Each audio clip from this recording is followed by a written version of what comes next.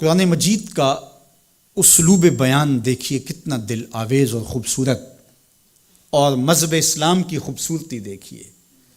غریبوں کو، یتیموں کو، لاچاروں کو، اپاہج اور کمزوروں کو، بیوگان اور اراملہ اور مساکین کو مدد کرنا، ان کی اعانت کرنا، ان کو کھانا دینا، یہ تو سارے لوگ کہتے ہیں، لیکن قرآن نے کتنی خوبصورتی کے ساتھ ہمیں بتایا کہ مسئلہ کھانے کا نہیں ہے، مسئلہ ان کو عزت دینے کا ہے۔ اگر تم ان کو کھانا دیتے ہو اور تذلیل بھی کرتے ہو تو تم اللہ کی رضا کبھی نہیں پا سکتے۔ اللہ کی رضا تمہیں تب نصیب ہوگی جب تم ان کی عزت نفس کا خیال رکھو گے، ان کی تذلیل نہیں کرو گے۔ تم ان کی تصویریں سوشل میڈیا پہ اور اخباروں پہ ڈال کر کے ان کی تذلیل کا سبب و ذریعہ نہیں بنو گے تو پھر تمہارا رب تم سے راضی ہے۔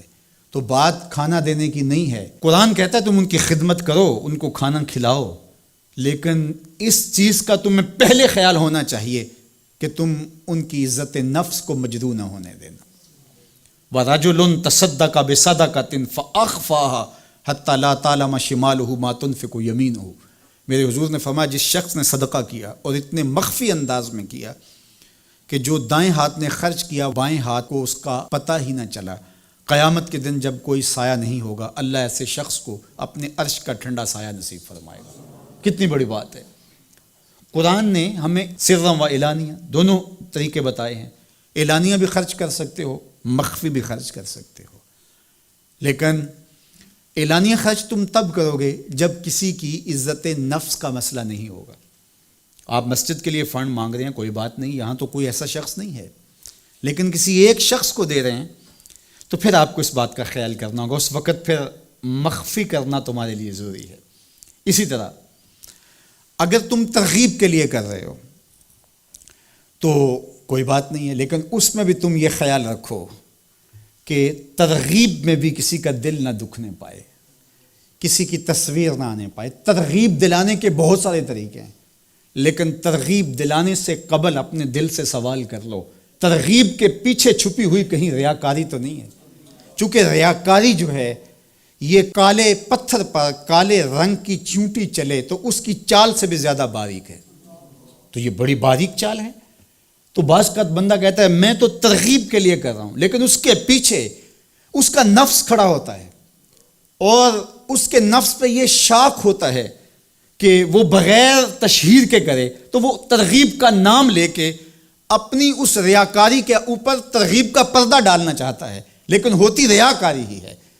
تو یہ اپنے آپ سے پوچھے، بندے کو پتہ ہوتا ہے کہ میں کہاں کھڑا ہوں۔ اقبال نے کہا تھا کہ ملا سے نہ پوچھ اپنے دل سے پوچھ، تو بندے کو پتہ ہوتا ہے کہ یہ ترغیب ہے یا اس کے پیچھے چھپی ہوئی ریاکاری ہے، اور ریاکاری تھوڑی سی بھی اللہ کو قابل قبول نہیں ہے۔ حضرت ابو امامہ الباہلی رضی اللہ تعالیٰ عنہ فرماتے ہیں کہ میں نے حضور سے پوچھا کہ ایک شخص جہاد کرتا ہے اور اپنی جان وار دیتا ہے اور اس کا مقصد اللہ کے دین کو سر بلند کرنا ہے، لیکن اس کے ذہن میں یہ بھی ہے کہ چلو میری بہادری کے جھنڈے بھی لگ جائیں گے تو کیا اس کو اس عمل کا صلہ ملے گا؟ تو میرے حضور نے ارشاد فرمایا فلا شیء لہ، اسے کوئی اجر نہیں ملے گا۔ اللہ صرف اسی عمل کو قبول کرتا جو محض اس کے لیے کیا جائے۔ تیرے عمل میں اخلاص ہو تو اس کا اجر کچھ اور ہے، حور و خیام سے گزر بادہ و جام سے گزر، جو محض اس کی رضا کے لیے عمل کیا جائے وہی عمل ہے۔ حضرت معاذ بن جبل رضی اللہ تعالیٰ عنہ حضور کے روضہ انور کے پاس بیٹھ کے رو رہے تھے، حضرت عمر گزرے تو رک گئے، کہا معاذ رو رہے ہو؟ کہا کہ صاحب مزار کا ایک فرمان یاد آیا جس نے مجھے رلا دیا۔ تو کہا وہ کیا فرمان تھا؟ کہا ایک دن حضور نے کہا تھا تھوڑی سی ریا بھی شرک ہے، تھوڑی سی ریا بھی شرک ہے۔